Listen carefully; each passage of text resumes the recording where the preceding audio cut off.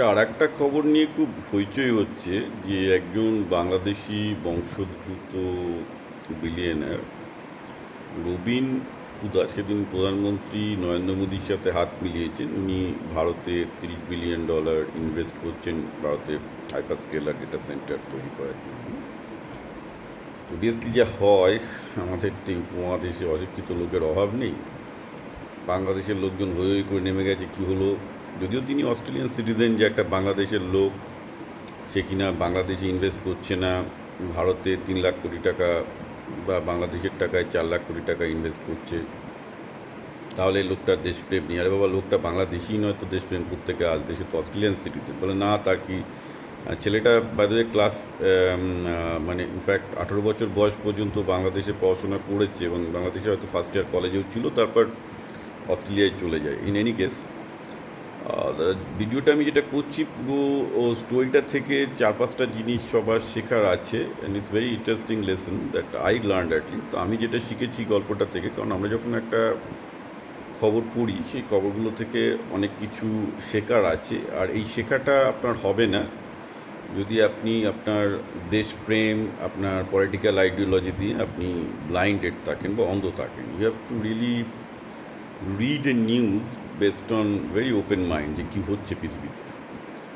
তো এর ছেলেটার ক্যারিয়ার একটু অ্যানালিসিস করলে দেখা যাবে ছিল একজন অ্যাকাউন্ট্যান্ট, ইনি কিন্তু একজন টেকনোক্র্যাটও নয়।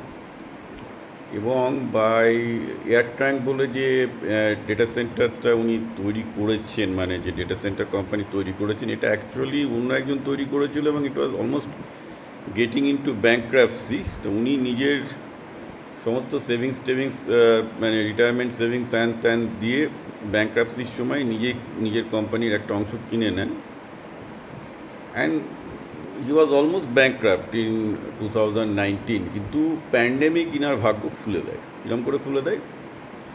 প্যান্ডেমিক আসতে ক্লাউডের এবং ডেটার ইউজ বেড়ে গেল।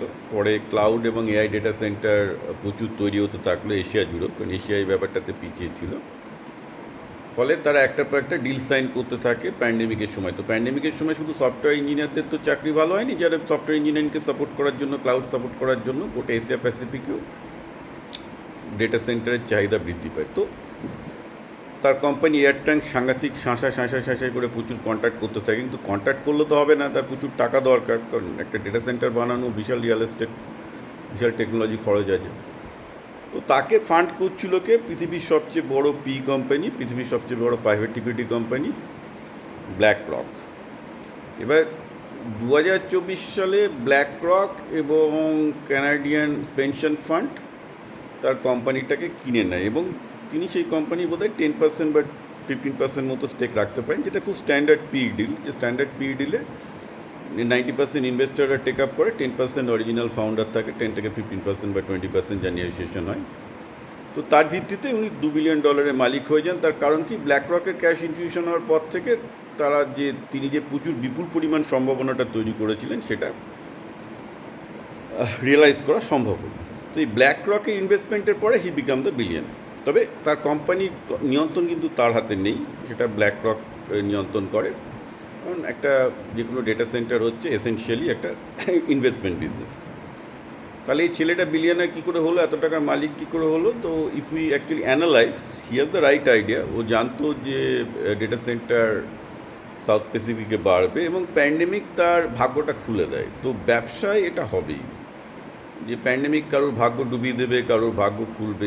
This is the business. কখন কোন একটা, এই যে ধরুন এখন বিজেপি কলকাতায় ক্ষমতায় এসছে, এবার কলকাতায় যেসব ব্যবসা বা স্টার্ট আপ বা অন্যগুলো মানে তৃণমূলের আমলে মার খেয়ে এদিক ওদিক করে পড়ে আছে, প্রত্যেকে কিন্তু এখন বাংলায় অনেক কিছু কাজ করার স্কোপ পাবে, ভালো হবে। ওকে, এটা আমি বলে দিতে পারি যে যাদের অনেকেই ভালো হবে। এটা একটা হঠাৎ করে ভাগ্য খুলে গেল অনেকের পক্ষে, যে পশ্চিমবঙ্গে যে ব্যবসাগুলো ঢুকছিল হঠাৎ করে একটা ঘুরে দাঁড়ানোর সুযোগ পেলো। তো এটা অনেকটা সেরকম একটা কেস রয়েছে একদম। এবং ব্ল্যাক রক সঙ্গে সঙ্গে দেখেছে যে অপরচুনিটি আছে, এদের স্কিল আছে, টিম আছে। তো ব্ল্যাক রক যা হয় একটা গ্রোথ বিজনেসে তারা ইনভেস্ট করে, so they invested into this. এবার কোশ্চেন হচ্ছে যে রবিন হুদা তাহলে তার জন্মভূমি বাংলাদেশে ইনভেস্ট না করে ভারত ইনভেস্ট করছে কেন? তার প্রথম কারণটা হচ্ছে যে তিনি তার ইনভেস্টমেন্টের ডিসিশন তিনি নেন না, কারণ ব্ল্যাক রক হচ্ছে তার অ্যাকচুয়াল মালিক এবং সেখানে ইনভেস্টমেন্ট সেখানেই যাবে, এই নয় যে বাংলাদেশ তার জন্য ইনভেস্টমেন্ট পেতে পারতো না, বাংলাদেশেও হাইপারস্কেলার ডেটা সেন্টার ইনভেস্টমেন্ট পেতে পারতো, কিন্তু দেখুন হাইপারস্কেলার ইনভেস্টমেন্ট বানাতে গেলে প্রথম যেটা দরকার বিপুল পরিমাণ ইলেকট্রিসিটি। এবার ইন্ডিয়াতে কোল প্ল্যান্ট তো বহুদিন ধরে আছে, কচ্ছের রনে 1.1 গিগাওয়াট ইলেকট্রিসিটি আম্বানি আদানিরা তৈরি করছে, it's a huge amount, 1.1 gigawatt আর 10 গিগাওয়াট বোধ আমার খেয়াল নেই। আচ্ছা, তারপর ভারত নিউক্লিয়ার এনার্জিতেও প্রচুর ইনভেস্ট করেছে, রাইট, প্রচুর পরিমাণ নিউক্লিয়ার প্ল্যান্ট আসছে, যেহেতু ভারতে থোরিয়াম প্ল্যান্ট আসতে চলেছে। Look at the future road map, energy road map, যে ভারতে এক্সেস এনার্জি আছে, খুব হাই পরিমাণ এক্সেস এনার্জি ছাড়া ডেটা সেন্টার বানানো কোথাও কিন্তু কেউ সিদ্ধান্ত নেবে না। তো এখন ব্যাপারটা দাঁড়িয়েছে কি তার সাথে ওয়াটারও দরকার, ভারতে ওয়াটার কম আছে, কিন্তু ভবিষ্যতে যে হাইপারস্কেলার ডেটা সেন্টারগুলো আসবে, যেগুলো নতুন এনপিউ চিপ, যেমন গুগলের টিপিউ চিপে কিন্তু জল অতটা লাগে না, অতটা ওয়াটার কুলিং লাগবে না, ইলেকট্রিসিটি বিপুল পরিমাণ লাগবে। ইন এনি হাউ ওভারঅল যেটা আমরা দেখতে পাচ্ছি, ফোর্থ যে লেসনটা আছে, যে ভারতে যেহেতু এফডিআই কমে যাচ্ছে, ফরেন ডিরেক্ট ইনভেস্টমেন্ট কমে যাচ্ছে, কিন্তু একটা অদ্ভুত জিনিস হচ্ছে ভারতে গুগল বলুন, মাইক্রোসফট বলুন, ডেটা সেন্টার বানাচ্ছে। তো কেন হচ্ছে যে ভারতে অন্য জায়গা থেকে ইনভেস্টমেন্ট উঠে চলে যাচ্ছে, শেয়ার মার্কেটের উপর কনফিডেন্স কমে যাচ্ছে, কিন্তু ডেটা সেন্টারে ইনভেস্টমেন্ট কেন আসছে, এইটা যদি জানতে চান তার একটা কারণ হচ্ছে ভারতে এনার্জি সারপ্লাস। যে ভারতে কিন্তু আদানি আম্বানিকে আপনারা গালাগাল দেন, কিন্তু এই আদানি আম্বানির জন্যই ভারতে কিন্তু এনার্জি সারপ্লাস তৈরি হয়েছে, যার জন্য অন্তত কিছুটা হলেও ইনভেস্টমেন্ট আসছে। আমি জানি এসব বলার পর আমাকে তো বিজেপির দ্বারা ল্যান্তান বলে গালাগাল দেবে, but look, fact is fact. এখন মানে একটা কী বলবো, আমি কে কনি ক্যাপিটালিজম, কে ক্যাপিটালিস্ট, কে সোশ্যালিস্ট, এইসব দেখে তো আমি এই বক্তৃতাটা দিচ্ছি না, আমি দেখছি যেটা হচ্ছে। কচ্ছের রান হচ্ছে বা সবচেয়ে বড়, মানে ইন্ডিয়ার সবচেয়ে বড় জেলা, সেখান থেকে কোনো উৎপাদনই হতো না, কারণ মাটি তো কিছু নেই, লবণাক্ত মাটি আর কি, লবণের চাঁই পড়ে থাকতো। সেখানে বিপুল পরিমাণ সোলার করে গিগাওয়াটস অফ পাওয়ার তো অন্তত এরা ইনভেস্ট করে তো তৈরি করছে। আজকে যদি ওরা ওই পরিমাণ ইনভেস্ট করতে না পারতো, তাহলে তো এই পাওয়ারটা তৈরি হতো না ভারতে, যে এক্সেস অফ সোলার পাওয়ার তৈরি করছে। এবার পাওয়ার এখন এমন একটা জিনিস, ইলেকট্রিসিটি তৈরি করলে এই ডেটা সেন্টারের জন্য খাওয়ার লোক প্রচুর আছে।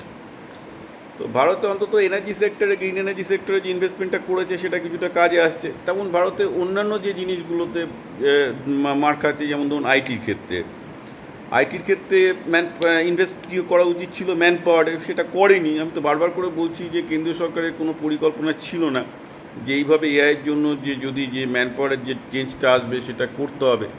তো সেদিক থেকে আমি বলবো ভারত সরকার কেন, সব সরকারই ব্যর্থ হয়েছে, যেহেতু তারা এআইয়ের জন্য যে টাইপের ম্যান পাওয়ার লাগবে তার জন্য তো স্কুল থেকে চেঞ্জ করতে হবে। ঝট করে একটা ছেলেদেরকে এআইয়ের জন্য বিটেক, এআইয়ের জন্য এমটেক করে তো আর এআই ম্যান পাওয়ার তৈরি করা যাবে না। এআইয়ের জন্য যে অ্যাকচুয়াল চাকরিগুলো আসবে সেগুলো in HITL, human in the loop. মানে হিউম্যান ইন দ্য লুপ তারাই করতে পারে যারা নুয়ান্সেস ডিল করবে। আর ভারতবর্ষের এডুকেশন সিস্টেম হচ্ছে পুরো তার 180 ডিগ্রি অপোজিট। অর্থাৎ এআইয়ের যুগে যে ম্যান পাওয়ার লাগবে ভারতে সেরকম ম্যান পাওয়ার তৈরি হয় না, হচ্ছেও না, স্কুলগুলো সেভাবে অ্যাডজাস্ট করছেই না। ইভেন সিবিএসই বোর্ডে যেটা হচ্ছে, বলে ক্লাস 3 থেকে এআই শেখাতে হবে, কী শেখাতে হবে তার কোনো সঠিক গাইডেন্স নেই। এটা বলে দিয়েছে যে না ঠিক আছে, এটা সরকার এআইয়ের জন্য প্রস্তুতি নিচ্ছে, which is better than nothing. নাইমামার থেকে কানামামা ভালো টাইপের, কিন্তু ওভাবে তো হবে না। তো ভারত এনার্জিতে ইনভেস্ট করেছিল, তার সুফল পাচ্ছে। At the same time Bharat তার মানে এডুকেশন ম্যান পাওয়ার বা এডুকেটেড ম্যান পাওয়ারে ইনভেস্ট করেনি, ফলে AI related business, IT related business হচ্ছে। ভারত সংস্কার ইনভেস্ট করেনি, যেমন ম্যানুফ্যাকচারিংয়ে যে মানে ছিল পাচ্ছে না, এগ্রিকালচারে ইনভেস্ট করেনি, সংস্কার করেনি, পাচ্ছে না, পিছিয়ে পড়ছে। সো এখানে এটা দেশপ্রেম থাকুক আর না থাকুক, বাংলাদেশের লোকজনের দিয়ে কিন্তু ব্যবসা তো চলবে না। ব্ল্যাক রক সেইভাবে ইনভেস্ট করবে যেখানে ইনভেস্ট করে তাতে লাভ হবে। তো ভারত এনার্জি সেক্টরে ভালো কাজ করেছে, তার ফলটা পাচ্ছে, মানে অ্যাটলিস্ট প্ল্যান করে ইনভেস্ট করেছে। কিন্তু সিমিলার জিনিস ভারত ম্যানুফ্যাকচারিং, এগ্রিকালচার, ম্যান পাওয়ারেও করা উচিত ছিল, পরিকল্পনা করা উচিত ছিল, ঠিক আছে। আর এইখানে আপনারা বলেন কনি ক্যাপিটালিজম, কিন্তু আমি আবার বলছি এই জিনিসগুলো যদি আদানি আম্বানিদের হাতে ছেড়ে দেওয়া হতো, যেটা অ্যাকচুয়ালি সাউথ কোরিয়া করেছিল, জাপান করেছিল, তাহলে দেখতেন ব্যবসা কিন্তু নিজে বুঝে নিজেদের পলিসিটা ঠিক করে তৈরি করতে। এবং বললেই আপনি বলবেন কনি ক্যাপিটালিজম, কিন্তু বলে কোনো লাভ নেই ভাই। কনি ক্যাপিটালিজম না থেকে দেশে ডেমোক্রেসি থেকে কী থাকে আমি তো দেখছি। লাস্ট 40 বছর ধরে এডুকেশন সিস্টেম থেকে শুরু করে, ম্যানুফ্যাকচারিং থেকে শুরু করে, এগ্রিকালচার থেকে শুরু করে ভারতবর্ষে কোনো কিছুই হয়নি সেরকমভাবে, ঠিক আছে। কিন্তু এনার্জি সেক্টরে ভারত দুর্দান্ত কাজ করে ফেললো। কী করে কাজ করে ফেললো? কারণ এই সেক্টরগুলো গ্র্যাজুয়ালি, আপনারা কনি ক্যাপিটালিজম বলেন, আমি ক্যাপিটালিজম বলছি, তাদের হাতে ছিল, তারা ঠিকঠাকভাবে প্ল্যান করেছে। ভারতে যা যা মানে কচ্ছের রন, যেখানে কিচ্ছু নেই একটা ডিস্ট্রিক্টে, লবণাক্ত একটা বিশাল জেলা, সেখানে পর্যন্ত তারা টাকা ইনভেস্ট করে গিগাওয়াটস অফ এনার্জি তৈরি করছে, যার জন্য ভারতে আজকে ডেটা সেন্টার অনেকগুলো আসবে। ঠিক আছে, তো এইটা বুঝতে হবে যে আপনারা কনি ক্যাপিটালিজম থেকে শুরু করে অনেকেই অনেক কিছু বলতে পারেন, কিন্তু প্র্যাকটিক্যালি স্পিকিং ওই ডেমোক্রেসি, বড় বড় বামপন্থী আইডিয়ালিজম দিয়ে কিন্তু কিছু হয় না পৃথিবীতে।